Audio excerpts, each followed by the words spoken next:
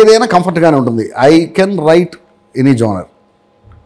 నేను ఏదైనా బాగా రాస్తానని నేను అనుకుంటాను. కొంతమందికి కొన్ని సింక్ అవుతాయి, కొంతమంది కొన్ని కాకపోవచ్చు. ఇప్పుడు నేను కామెడీ కూడా బాగా రాస్తానని అనుకుంటాను.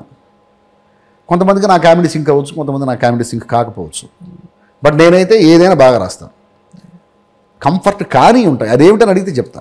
అదే కంఫర్ట్ కాని అడిగితే చెప్తా. ఏది కంఫర్ట్ అంటే అన్నీ కంఫర్టే. కంఫర్ట్ కానిది ఏమిటి? ఎవరు మనోభావాలు దెబ్బతినేలాగా రాయమంటే నేను రాయలేను.